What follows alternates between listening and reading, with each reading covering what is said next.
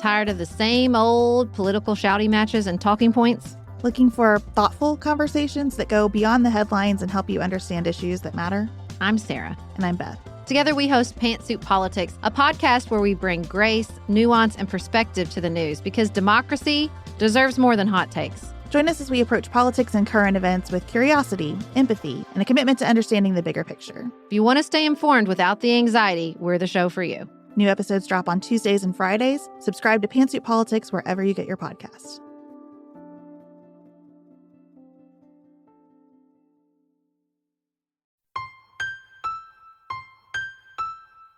Welcome to Repros Fight Back, a podcast on all things related to sexual and reproductive health rights and justice. Hi, Repros. How's everybody doing? I'm your host, Jenny Wetter, and my pronouns are she, her.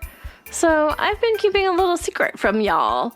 The last couple weeks, while you have heard episodes, I have been off in Italy on vacation, and I'm technically still on vacation. But if you're hearing this when it comes out, I'm flying back today.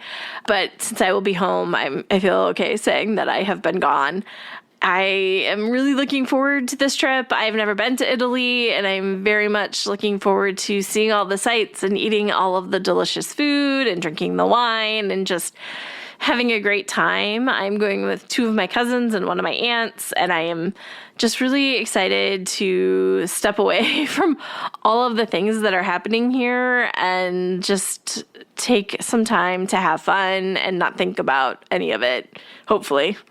So I will tell you more about my vacation probably next week after I have actually been back and am recording. So that explains if anything happened in the last couple weeks that I didn't talk about. That would be why, because I have not been around. But something happened today as I'm recording this that I did want to talk about, and that is the passing of Jane Goodall. I was very much of the young cohort of young girls who really grew up looking up to her. And, you know, I was really into animals and science. And so she was just somebody that I was really one of my heroes when I was young. And I followed her work growing up and through the years, read multiple of her books and followed what she was working on at the time, whether it was working with chimps or broader environment things, or she had done work on education as well. So I really followed her over the years, and she has led such an amazing life. And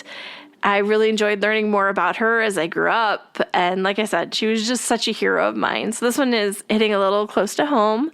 I was lucky enough to see her speak a couple times and got to meet her one time when she was speaking at the Capitol. And it just meant a lot to get to meet her in person and just to get to see her. You know, as I said, lots of hero worship. I had a colleague at the time, Emily, who really pushed me to get my picture taken with her because that was not something I would have ever decided to do. And I'm really grateful she did because I have this great picture of me and Jane Goodall. And so this is one of those passings that really hits close to home because she just felt like such a, like always there in the background, right? Like I can't remember a time when I didn't know who she was and the work she was doing. I feel like I get a lot of kids' books from my friends that there's like a book called like Meet Jane, I think it's called, that I've gotten for lots of kids. That is like a little kid's book about Jane Goodall. So yeah, she just did such amazing work and is very sorely going to be missed. I think those are all of the big things I want to talk about. I mean, I don't know what's going to happen between when I'm recording this and when you'll hear it, but I am very much looking forward to my vacation, and I will tell you all about it when I get back. I'm looking forward to doing some fun reading and just having time away from all of the things that are happening. But one of those things that is happening is this subject of today's episode. There have been lots of attacks on mifepristone lately, from attacks in the court system through the FDA reviewing the safety of it. So we are going to talk about what is going on with mifepristone today. And with me, I couldn't think of a better person to have than Timmaraju with Reproductive Freedom for All to talk to us about what is happening. So let's go to my interview with Minnie. Hi, Minnie. Thank you so much for being here today. Thanks for having me, Jenny. It's so nice to meet you. I'm so excited to have you on. Before we dig into everything, do you want to take a second and introduce yourself? That sounds great. My name is Minnie Timmaraju, and I am the president and CEO of Reproductive Freedom for All, the organization formerly known as NARAL Pro-Choice America.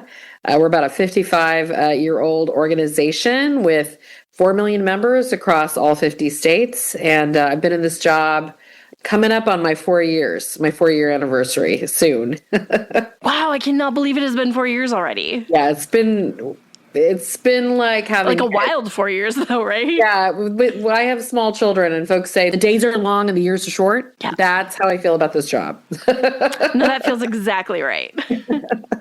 Like it went by like that. Yeah. My first day on the job was just a couple of weeks before the oral arguments in the Dobbs case at the Supreme Court.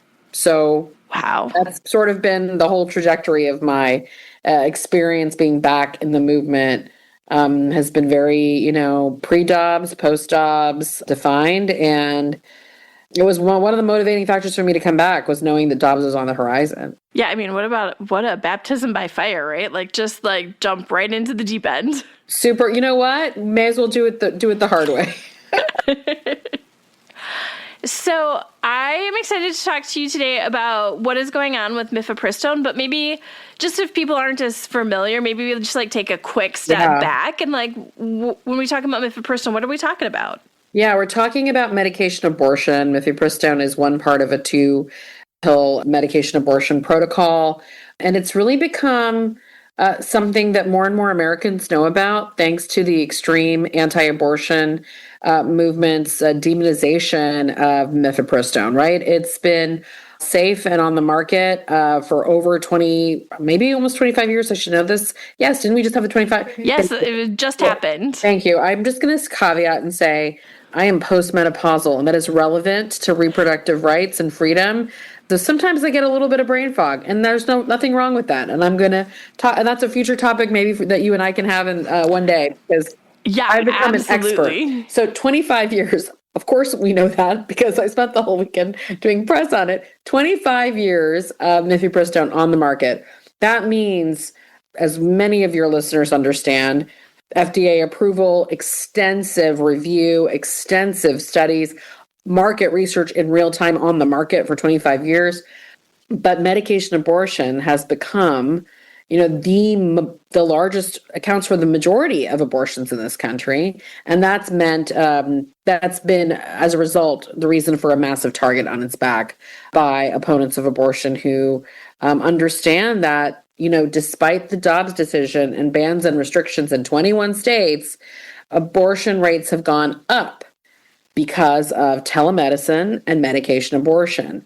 And mifepristone is critical to that. It's also critical to miscarriage management. It's also critical for other types of healthcare in the reproductive healthcare space. But it's the abortion care that's really got our opponents riled up, and it's put it at risk. And because it accounts for the most abortions in this country, it's dangerous that it's under this type of attack. I feel like we've seen it under attack in a couple different ways. Yeah. Let's start maybe with through the courts. I know it feels like I could go any number of ways here, but I think the court one is the one we've talked about a little bit on the podcast so far. So what are we seeing? And probably the more realistic, the one of the many options that's most likely. Okay. So how are we seeing it attacked in courts? Well, it's so interesting, right? Because it's in court right now in Texas. Famously, Judge Matthew Kacsmaryk, a case that was brought to his court last year went all the way to the Supreme Court. Alliance for Hippocratic Medicine versus FDA. Matthew Kacsmaryk is famously one of the most extreme judges on so many issues beyond abortion rights. He's in Texas, and there's a lot of forum shopping, right? A lot of folks have filed cases in his court because they know he's an extremist and he's a one-judge court, and it's been a way for them to push through some really extreme, crazy laws. That case got kicked down by the Supreme Court based on standing. The group, Alliance for Hippocratic Medicine, was basically a group of, I like to call them like just a group of crackpots. There wasn't an abortion provider among them. It was like a dentist, right? There was dentists? A dentist. But that's who I go to about my abortion care or post-abortion care. And so, of course, the Supreme Court, despite its own capture by extremists, had to say, look, you don't have standing. None of you have actually been harmed by the availability of medication abortion and don't have standing to go after the FDA. So fast forward, we are now back in Kacsmaryk's court, multiple states. Now it's Missouri versus FDA. And why would that be in Texas? But in a startling move of common sense, last night, Matthew Kacsmaryk, I'm going to get this wrong because I am not a practicing attorney, but basically made a motion to move this whole thing to Missouri where it should be.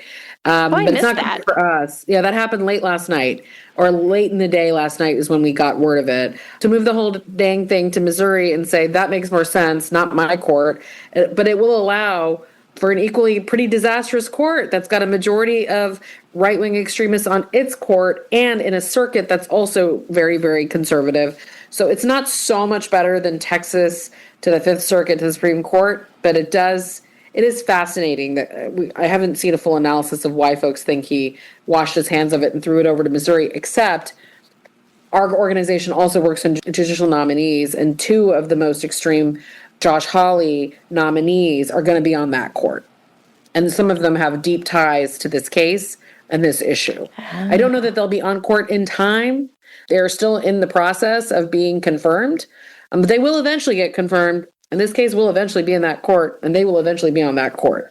So this is all to say that you cannot disconnect the conversation around medication abortion, mifepristone, from the courts, from the congressional process of judicial nominations, and how smart and effective the antis have been at really infiltrating and capturing the court and creating these bogus organizations like Alliance for Hippocratic Medicine, in part to specifically file these cases. But now, in collusion with Republican attorneys general from these red states with bans, they've gotten smart. They've realized their strategy didn't work. I'm assuming Kacsmaryk realized, the standing issue would come back up again with Missouri intervening in his court, and he's just going to make it cleaner. And they're going to make sure they're in a state where there was actually, in their mind, harm. But the last thing I'll say is Missouri is the state that just codified a right to abortion through a ballot measure and still has a Republican extremist trifecta. So we're not able to actually do what the voters asked them to do, which is make abortion legal. So all of this being in Missouri, I think has really particularly interesting political ramifications that we should be watching really closely. You got Josh Hawley, you got these judges, you got this court basically poised to do exactly the opposite of what voters in their state said they should do, which is protect abortion care. That was a lot. It was a very long run-on sentence. Sorry, Jenny. No, that was all really good. And it actually just made me think that, wow, I haven't done an episode focusing on just like the courts in a while. We did a number of those a couple of years ago, but it's been a while. I wonder why a couple of years ago you did that. What happened? Yeah, what changed? Yeah, like it is like working its way through the court system. And unfortunately, that's not the only place we're seeing it. It's now coming up with the FDA and looking at using you can't even call it a study, the pseudoscience fake paper thing. And if people want to know more about what is wrong with that, we have an episode on it. Words on paper that they're calling a study. Yes. Yes. To try and challenge its FDA approval. Do you want to talk a little bit about that process and where we are right now? Yeah, just recently in the last few weeks, Secretary of Health and Human Services, RFK Jr., a sentence that I cannot, I think if we time traveled and the old me heard those words coming out of my mouth, they'd be like, what the hell are you talking about? Yeah. If possible, the least qualified Secretary of HHS in human history, Robert F. Kennedy Jr. actually did what we expected him to do all along, which was in response to Republican attorneys general. Also, again, this is an important through line. It's Republican AGs who basically sent a letter to FDA, to the Senate, to RFK saying, hey, we want you to revisit mifepristone. We have this study, I'm doing air quotes for listeners, we have this study that says there's been harm, and it's the same kind of study that's been used in these court cases. So it's honestly one strategy, just different tactics, really, which is to invalidate the safety of mifepristone and say it needs further review. This is for a couple of reasons. One, we know during the COVID pandemic, in part due to the Biden administration's review, FDA under the Biden administration, that they made mifepristone available in brick and mortar pharmacies and by mail and through telemed, in part to response to overall, shifting of access to care for so many things to telemed and mail. And it was after almost 20 years of evidence of safety. And this is important because now that we're in this moment with post-Dobbs, where we have folks in states with bans who need access to care through the mail and telemed, it's more critical than ever that this is allowed to be prescribed this way, right, and provided this way. So what the FDA is doing is they're saying they're going to review that policy shift, right? The REMS is what they're called. And they're going to also review whether or not the whole authorization of FDA could be reversed. Now, that is, if I were to place bets, I'd say that's down the line, that the quickest, fastest thing they could do would be to reverse those COVID era rules, because that's low-hanging fruit, right? They don't need a lot. The FDA process is cumbersome, but they could reverse that pretty quickly. It will take a lot longer just because of their own internal processes to actually revoke authorization of mifepristone entirely. And I think it would provoke a kind of political backlash that they are not interested in. You've got this interesting political dynamic where Donald Trump has been out there saying he's not going to mess with mifepristone. You even had Marty McCary, on the FDA commissioner, on MSNBC, saying he wasn't going to change this. But nobody's directly commenting on this situation about telemed, going through the mail, etc. The movement folks who work in politics to raise the alarm around it, because it's a little bit in the weeds, right? Oh, you're not banning it. It's about safety. Things in the mail, they can be scary. Maybe it's fraud. They could create a lot of noise around it that would make it harder for us to politically fight back. So that's why I think it's probably the most likely of the scenarios, but it's not as likely as the courts. The courts are still a faster way for them to do this. FDA authorization opens up a ton of can of worms. When this went to the Supreme Court, we saw business, pharma, finally, after a really long time, weighing in and saying, if you start politicizing, authorization and review of medicines, we're never going to get out of this hellhole. Whether it's vaccines, whether it's medication abortion, don't go there. So there's a significant business interest in not letting this happen through the FDA. I think it's also just really important to note that this is not a harmless move. It may be hard to explain to some people, like you said, why getting rid of being able to mail or do telemed would be a problem. But it's huge. Huge. It's huge because post-Dobbs, again, just to repeat, 21 states with bans and restrictions, folks are getting access to care. It's so huge that on the anniversary of Dobbs, the head of Susan B. Anthony list, Marjorie Dansfeller, was on Fox News, and she was getting grilled by Fox News reporters saying, why is abortion going up when you guys overturned Roe? And she was like, that's why we have to go after medication abortion. On the record, out in the open. That's why we have to go after shield laws. That's why we have to go after providers. That's why we have to go after medication abortion and telemed. And shield laws, I'm sure you guys have talked about, are the laws that protect these providers from providing care to patients from other states, amongst other things. So they are highly aware that they are losing the war on abortion, even though they overturned the federal protection, because people need abortion and they want abortion care and they're going to get it. And we've now created enough of an ecosystem in this country where folks can get it. So what do? You're going to go after, you're going to try to institute a backdoor abortion ban that would ban the most accessible way to access care in states that have protected abortion care, like California and New York. So it's extremely dangerous. It would have devastating consequences and ripple effects, and would effectively ban abortion in the majority of the country, including in states where we have legal protection for abortion. Yeah, and I think it's just so important to point that out, because you may think you're okay in a state where abortion is protected, but if people are having to physically go to clinics to get access, and that's going to make it much harder to get access in your state because people are having to travel to that state to get care where they were previously able to be mailed care via telemedicine. So we cannot absorb all of those people into the system we currently have. And there's time limitations, right? Every state rules are different.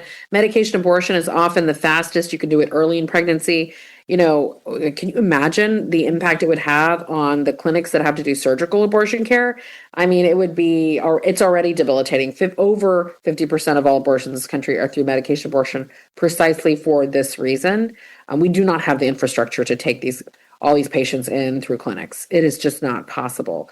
Also, it's just a way for you to manage your own abortion in a dignified way where you control it. I mean, which has been life-changing for so many people who've needed this care. I mean, apparently this FDA and this HHS has very little regard for pregnant people, has very little regard to spreading massive disinformation about vaccines, Tylenol, you name it, things that pregnant people and babies need. So it's not shocking that this is the route that they would go, but it's also, again, I make the earlier point, it is horrible. It is harder to explain to voters. Right.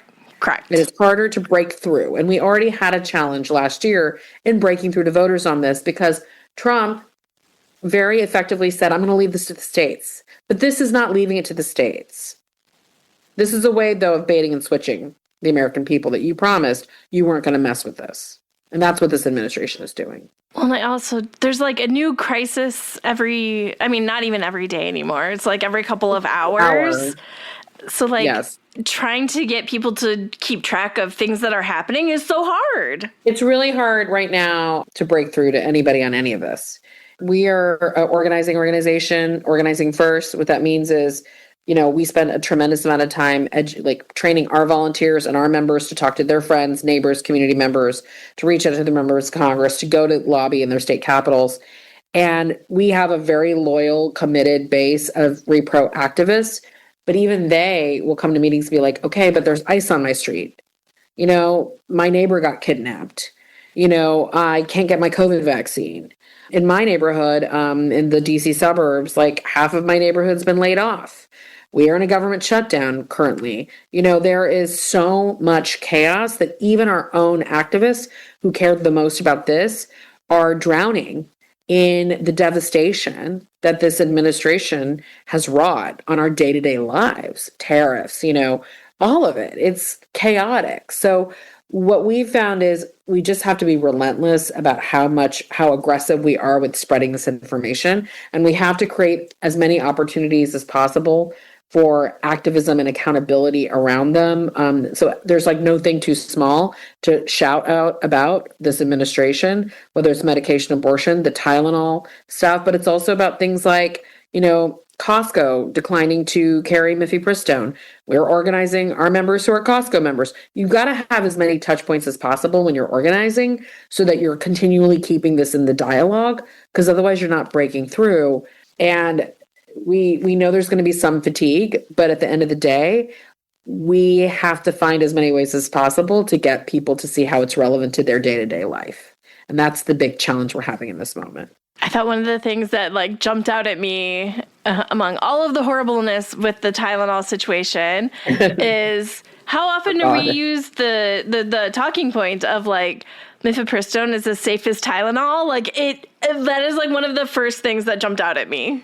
So literally, and Jessica Valenti, I think, did a whole piece on this. Bless, it was so good. But literally, as soon as it happened, 3 people in my office were like, well, that's because, it can't be because we've been saying safer than Tylenol. I was like, it's 100% part of it. I'm sure, why would they go after Tylenol and not just say... Versus acetaminophen, right? Besides the fact that President Trump can't say it. There was that. But why specifically Tylenol and not all the other drugs that also have elements of acetaminophen in them? Acetaminophen plus, there's so many medications. So it was pretty wild. And I do think that it shows that while conventional arguments of a conventional Republican administration would not pick a fight with a major pharmaceutical company and a brand, this administration doesn't give a shit. Can I say that on your show? That's fine. Doesn't give a shit. They don't. They are in relentless pursuit of distraction. And I think that is a classic RFK crazyism, acetaminophen is bad for pregnant women. Is it? We have no data. but you've got an HHS that has pretty much eliminated the majority of their evidence-based scientists and researchers. So he can go out and make statements like that definitively as the head of HHS.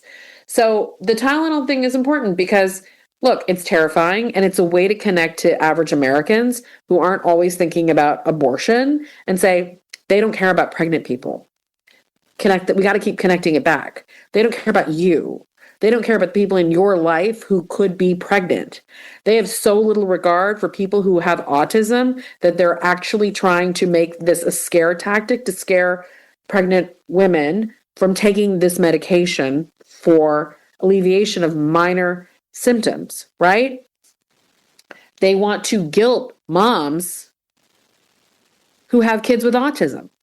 I mean, and all of those arguments are sticking in a way that just talking about Miffy does not stick. So we have to do all of it, but we've got to find ways to connect the dots. Another thing that we've done recently that was a little on the edge, but we tested it and it worked, was talking about the Epstein files and talking about Trump's relationship with Jeffrey Epstein and connecting the dots between that, Pete Hegseth's crazy stuff about women and not being able to vote, and the through line, and then the Trump administration's actions with the VA on abortion care.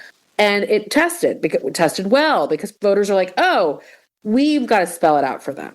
This is a guy who's besties with a serial predator, himself is likely a serial predator, let's be clear. Then he's got all these like lunatics who are misogynists in his administration. And this is the kind of crazy stuff they do to you and to people you love and respect, veterans who need abortion care. It's all part of a larger plan. And that was the ad. It's all part of a larger plan. And we're testing that ad in these congressional districts where we have, folks who we have to hold accountable and put pressure on, and we've got to raise the temperature for them on repro. So we're in this chaos environment. We're trying to find the things that are popping with the public and then connecting it back to repro. Yeah, that all makes me think of as we are recording this, the speech by Pete Hegseth that was going after women in service, talking about getting rid of anonymous reporting, which is how a lot of sexual assault victims were reporting. You could just see that through line continuing. Yeah, in addition to making incredibly deeply, ableist and, fatphobic comments about generals and military, it was the wildest thing to me. It was I appreciate that you're lifting up that one piece because I think it got buried in all the other crazy lunatic things he said. But look, it's very clear to me that Pete Hegseth being there is not an accident. And that, I actually had a very smart reporter say to me this morning, Donald Trump doesn't really care about abortion. I'm like, he may not, but he's a misogynist. He may not, but he's sexist. He may not, but he definitely hates women.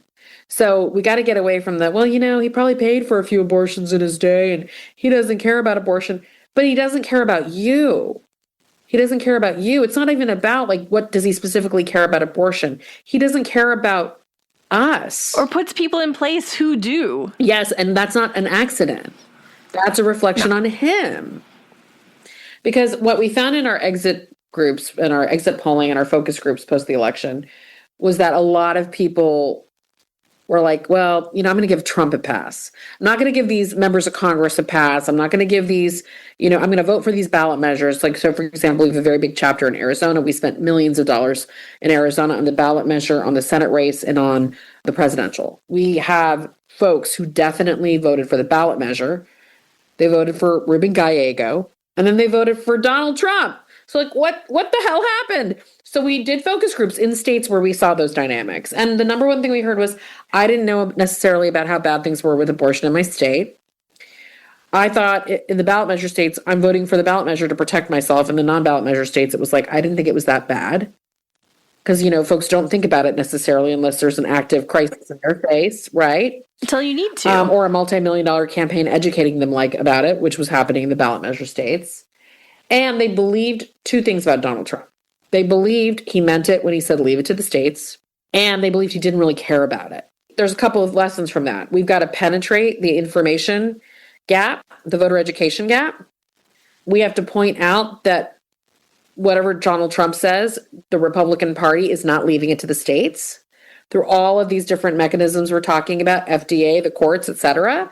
And then we have to point out that Donald Trump himself actually hates women. And we got to keep reminding Americans of that. I think they intellectually know it, but emotionally it doesn't stick. Because Trump is a once-in-a-lifetime type of leader for them.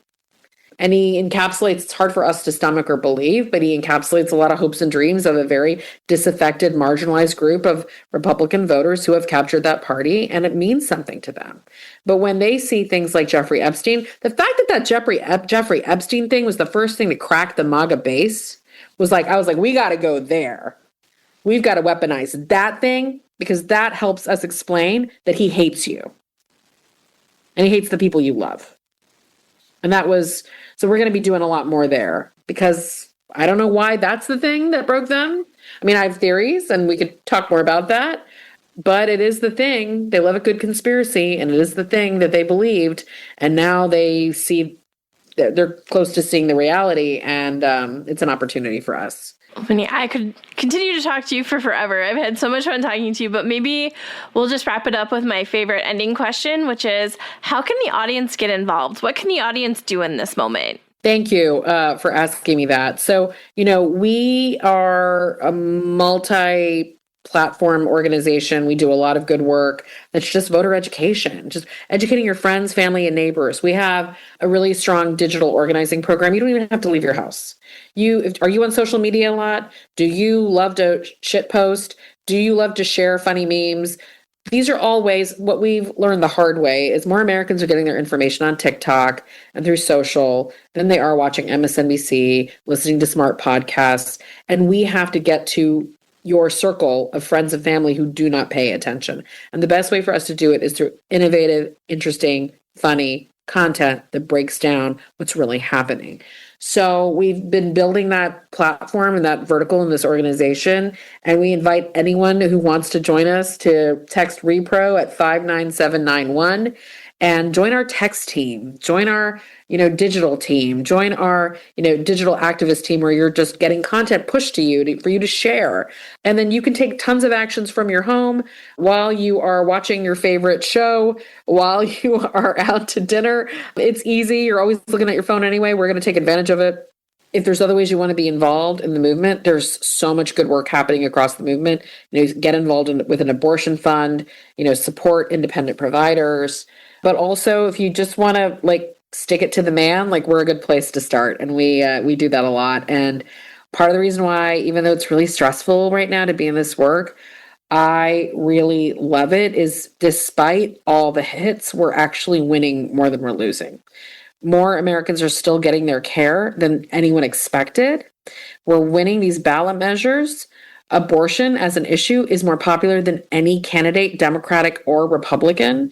Our brand, abortion and repro, is more popular than any mainstream brand in the political world. So we're winning. We got to remember that and join the fight. Join us. Minnie, thank you so much for being here today. I had so much fun talking to you. Thank you, Jenny. I really appreciate you having me. Okay, y'all, I had such a great conversation with Minnie. I really enjoyed talking to her. I hope you enjoyed our conversation, and I will see all of you next week. If you have any questions, comments, or topics you would like us to cover, always feel free to shoot me an email. You can reach me at Jenny, Jennie, at reprosfightback.com, or you can find us on social media. We're at Repros Fight Back on Facebook and Twitter, or Repros FB on Instagram. If you love our podcast and want to make sure more people find it, take the time to rate and review us on your favorite podcast platform. Or if you want to make sure to support the podcast, you can also donate on our website at reprosfightback.com. Thanks all.